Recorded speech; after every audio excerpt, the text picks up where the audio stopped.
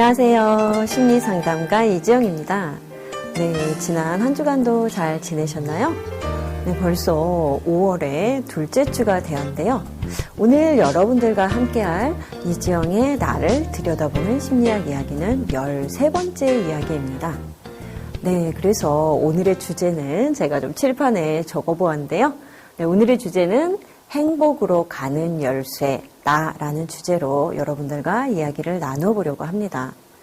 네, 그래서 우리가 11회까지는 제가 좀 여러분들께 심리학의 일반적인 지식에 대해서 다 나누어 드렸었고요. 그리고 12회부터는 나에 초점을 맞춰서 이야기를 나누어 드리고 있습니다. 네, 제 프로그램 제목이 나를 들여다보는 심리학 이야기인데요. 네, 그 주제에 좀 걸맞게 여러분들과 정말 나에 초점을 맞추어서 우리가 이제껏 좀 소홀하게 그렇게 살아왔던 나를 여러 가지 각도에서 들여다봄으로써 네, 좀 어떻게 하면 우리가 행복해질 수 있는지 그 내용에 대해서 여러분들과 좀 나눠보겠습니다. 지난 시간에는 가족 안에서 잃어버린 나에 대해서 얘기를 나눠봤고요. 오늘 좀 첫 번째로 제가 여러분들께 다뤄드리려고 하는 내용은 그럼 우리가 사회 안에서는 나를 잃어버렸는지 아니면 좀 나를 잘 챙기고 살아왔는지 아니면 사회가 우리를 어떤 식으로 이끌고 갔는지 이런 부분을 좀 먼저 다뤄드리겠습니다. 네, 그래서 답은 이미 정해져 있는 것 같은데요. 네, 가족 안에서 잃어버린 나를 사회 안에서 찾기는 좀 쉽지가 않죠. 이미 그 가족이라는 곳이 우리가 너무나 많은 시간을 보내는 곳이고 특히 어렸을 때 굉장히 그 영향이 크기 때문에 가족 안에서 우리가 역할로 살아왔는데 사회 속에서 또 나로서 살아간다는 게 정말 쉽지는 않습니다. 그리고 제가 이제 그 예를 좀 여러분들께 보여드리자면요. 이제 TV를 좀 보다 보면은 우리 이제 예능 프로 같은 데서 요즘 이제 아이돌들이 참 많이 나옵니다. 아이돌 가수들이 참 많이 나오는데요. 거기서 이제 아이돌 가수들이 힘든 그런 연습생의 시간을 거쳐서 이제 그 사회가 얘기하는 성공이라는 그런 이제 위치에 다다르고 그리고 좀 이제 돈도 많이 벌게 되고 이름도 많이 날리면서 유명해지고 이제 이런 아이돌들이 종종 나오게 되죠. 그러면은 이제 이렇게 예능 프로에서 보다 보면은 그 사회자들이 그 아이돌들한테 많이 물어보는 질문이 이제 많이 성공해서 돈도 많이 벌었을 텐데 그럼 가족들한테 무엇을 했나요? 혹은 부모님께는 무엇을 해드렸나요? 이런 질문들을 많이 합니다. 그래서 제가 참 그 질문을 볼 때마다 좀 안타까운 마음이 드는데요. 이것이 우리 사회의 전형적인 분위기입니다. 여러분들께서 뭐가 문제지? 뭐가 잘못됐지? 이렇게 좀 궁금해 하실 수도 있는데요. 이 질문을 자세히 들여다보면 질문의 초점이 그 아이돌 가수인 그 사람에게 가 있는 게 아니라 그 사람이 타인에게 무슨 행위를 했는지, 즉 타인에 초점이 가 있습니다. 그래서 그 타인에게 초점이 맞춰서 타인에게 무엇인가를 했을 때 그것이 사회에서는 미덕이라고 보고 칭송을 하는 것이죠. 만약에 이 초점이 자기 자신에게 맞춰져 있다면은 그 아이돌 가수에게 그 진행자들이 할 수 있는 얘기는 당신이 지금 이 위치에 오기까지의 그 연습생 기간이 얼마나 힘들었는지 그 과정에서 당신은 어떠한 노력을 했고 어떠한 고통들을 건너뛰고 감수해서 그렇게 해서 지금의 위치에 오게 됐는지 혹은 그런 자기는 어떻게 바라보는지 그리고 그런 것들이 본인에게 어떤 행복을 주는지 이런 질문들은 그 아이돌 가수 자신에게 초점이 맞춰진 질문이죠. 하지만 보통의 초점은 가족들에게 무엇을 했느냐, 부모님에게 무엇을 했느냐 이런 것들에 초점이 맞춰지고 그것이 잘 되었다고 봤을 때 또 칭찬을 해주는 그래서 혹시나 아이돌 가수가 자기 자신을 위해서 뭘 했다 이렇게 얘기가 되면 좀 뭔가 조금 이상한 아니면 좀 뭔가 잘못된 아니면 칭찬이 조금 하기 힘들어지는 이런 분위기가 사회적인 분위기입니다. 그래서 사회적으로도 특히 종교에서도 말할 바가 없죠. 저도 이제 좀 예전에 이렇게 종교를 믿었었는데 거기서 많이 하는 얘기 중에 하나가 내 이웃을 내 몸과 같이 사랑하라 이런 얘기도 있고요. 혹은 원수를 사랑하라 이런 표현도 있습니다. 자기 자신을 사랑하라는 표현을 잘 들어보지 못했는데요. 이렇게 사회에서 혹은 종교에서 강조하는 미덕들, 사람들이 칭찬하고 몰아가는 분위기가 다 초점이 타인에게 맞춰져 있습니다. 그래서 우리는 우리를 접촉할 시간이 별로 없습니다. 나 자신에 대해서 관심을 갖고 집중하고 이해하고 들여다볼 수 있는 시간이 없는 것이죠. 예, 저는 이 부분이, 이 지점이 우리가 불행하게 된 시작이 아닌가라는 생각이 듭니다. 가족 안에서도 우리는 우리를 잃어버리고 가짜 자기로 역할만을 하면서 살아왔는데 사회에서도 여전히 우리에게 원하는 것은 나 자신을 좀 들여다보는 것이 아니라 남들에게 초점이 맞춰진 삶, 그 삶을 칭송하는 그런 삶으로 자꾸 이렇게 분위기를 조장을 해가다 보니까 사람들이 정말 점점 더 자기 자신에게서는 멀어지는, 자기에게는 초점을 맞출 수 있는 그런 시간을 가질 수가 없었던, 그런 기회를 얻을 수도 없었고, 만약 그렇게 하게 되면은 뭔가 조금은 너무 이기적인 사람, 잘못된 사람, 이렇게 몰아가는 사회적인 분위기 때문에 우리는 자기로부터 점점 더 멀어져간, 노래 가사도 좀 생각이 나는데요, 점점 멀어져간 그런 경과를 거쳤습니다. 그래서 제가 오늘 여러분들께 말씀드리고자 하는 것은, 우리가 행복으로 가려면 다시 우리가 초점을 맞춰야 되는 것은 나라는 것. 그래서 그것을 조금 더 얘기를 나눠보려고 합니다. 그래서 이제 중요한 것, 제가 이제 여러분들께 좀 질문을 드리고 싶은 것은요. 그러면 우리가 죽는 날까지, 즉 태어나서부터 죽음에 이르는 시간까지 나와 함께 할 수 있는, 탄생부터 죽음에 이르는 전 일생에 걸쳐서 나와 함께 할 수 있는 유일한 존재는 누구일까요? 네, 우리의 부모님일까요? 아니면 우리의 자식? 혹은 내 옆에 있는 파트너가 없으신 분도 계시지만, 이런 사람들이 내가 태어나서부터 죽을 때까지 함께 할 수 있는 존재인가요? 네, 아니죠.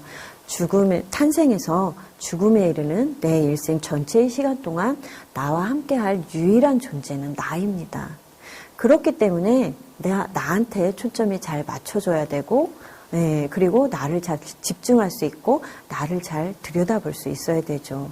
즉, 내가 행복하려면, 그러면 내가 나를 잘 돌봐야 되고요. 다른 사람한테 자꾸 나 돌봐달라고 하는 것이 아니라 내가 먼저 나를 잘 돌봐야 되고, 그러면 내가 나를 잘 돌보려면 어떻게 해야 될까요?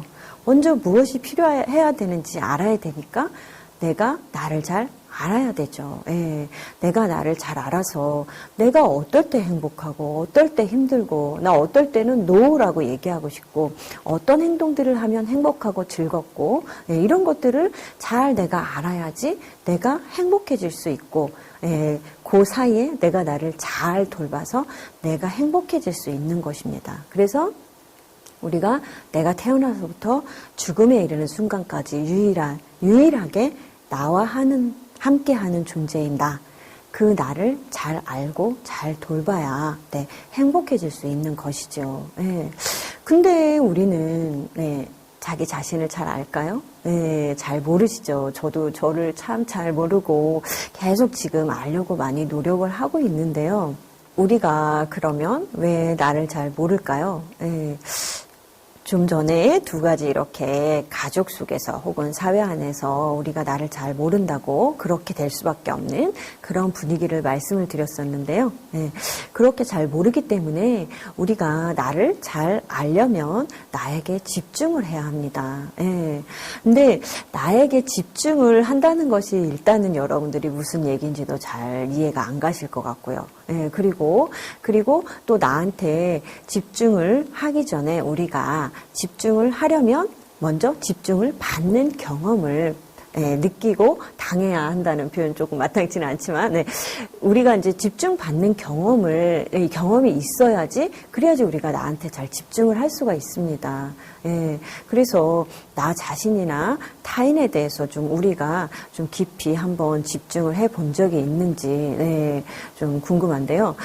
우리가 나나 또는 타인에 대해서 좀 잘 집중을 할 수 있는지를 알아볼 수 있는 그런 가장 좋은 체크할 수 있는 요소가 대화가 있습니다. 그래서 우리가 이제 대화를 하는 것을 한번 들여다보면 우리가 얼마나 자기 자신 혹은 타인에게 집중하고 있는지 알 수가 있는데요.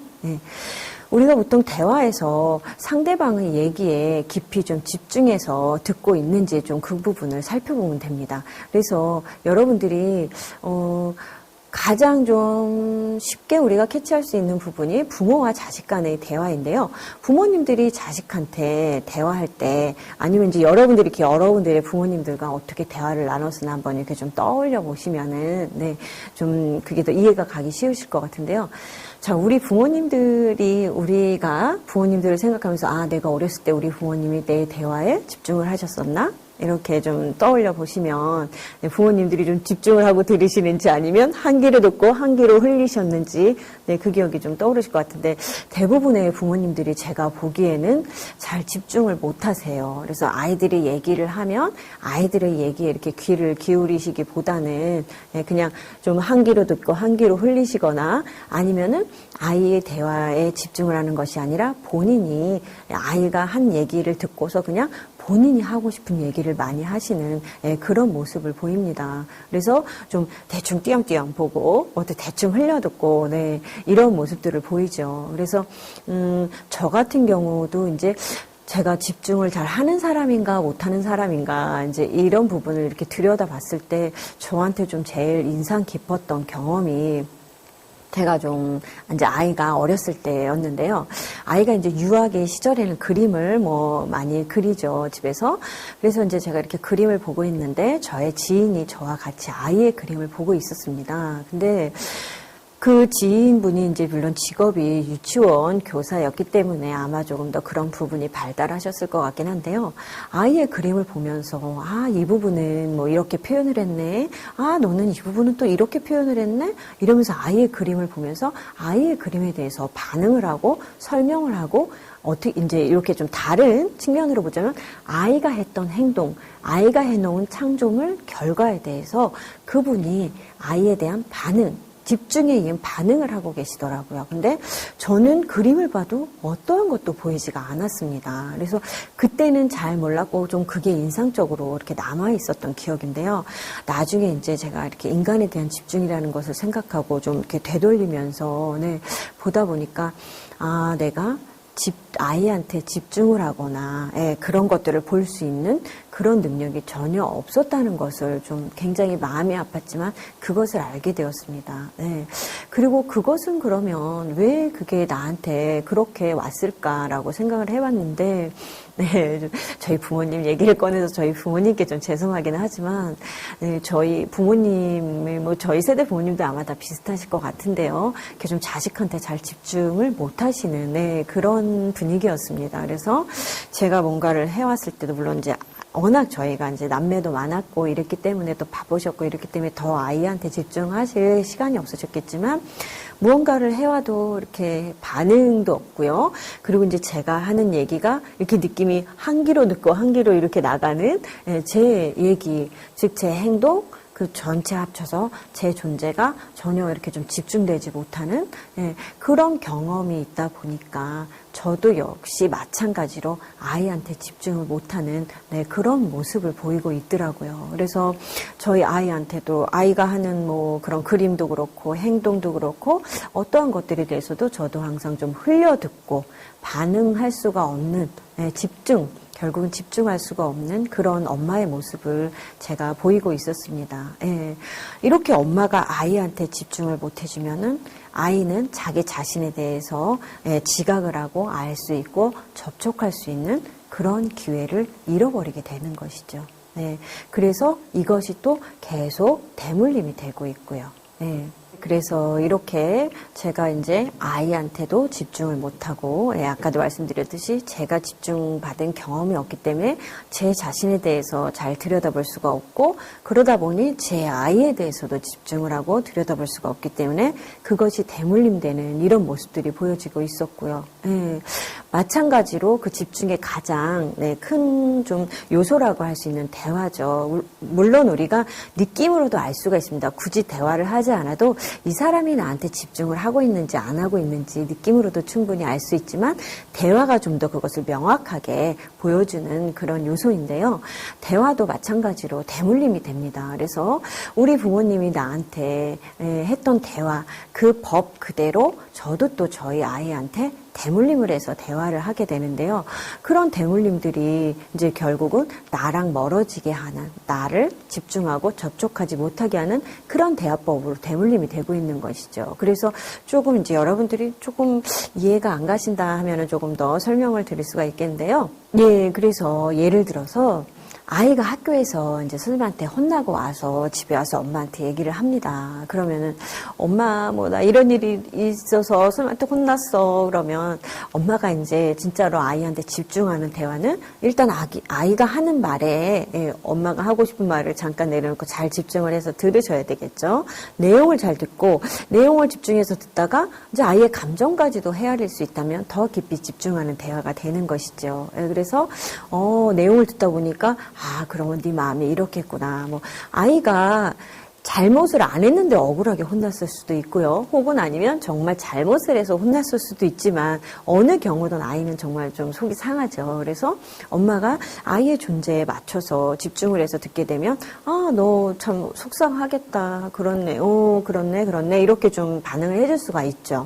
근데 보통 우리 엄마들이 하는 대화는 집중이 없는 대화는 그냥 아이가 혼났다라는 결과에 바로 속이 상하고 화가 나는 마음에 아이한테 막 뭐라고 퍼붓기가 쉽죠. 너가 어떻게 해서 선생님한테 어떻게 했길래 선생님한테 혼이 났니? 네가 잘못했으니까 그랬겠지. 뭐 이런 식으로 아이가 혼나서 속상한 마음을 그냥 또 한 번 더 상처기를 주는 이런 식의 대화가 오고 갈 수도 있고 아니면 정말 아예 거의 듣는 둥 마는 둥 하는 이런 반응이 갈 수도 있고요.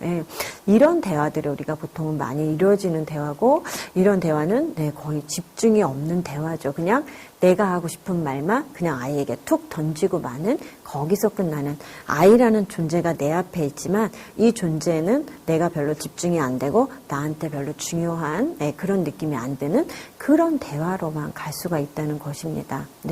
이런 대화들이 우리가 이제 집중하지 못하는 대화의 가장 좀 표본적인 대화가 되겠죠. 그래서 서로에게 집중하는 대화는 아이의 그 내용을 잘 집중을 해서 듣고 감정까지 좀 집중해서 듣다 보면 감정이 충분히 느껴지기 때문에 그 부분까지 서로 이렇게 얘기가 나눠진다면 정말로 아이에게 집중하는, 즉 앞에 존재에게 집중하는 그런 대화가 되는 것이죠. 그래서 이렇게 우리가 존재에 대해서 집중을 한다는 것은 우리가 이제 아까 앞에 대화에서도 봤지만 아이에 대해서 집중하는 것이 될 수도 있고요. 아니면 내 파트너에 대해서 집중하는 것이 될 수도 있겠죠. 내 앞에 파트너의 얘기를 진짜 진심으로 이렇게 집중을 해서 아니면 채널을 맞춰서라고도 저는 표현을 하는데요. 그 사람의 가슴, 그 사람의 마음에 채널을 맞춰서 집중해서 듣게 됐을 때 그 사람도 자신이 집중받는다는 느낌이 들고 서로 접촉이 되는 것이고요.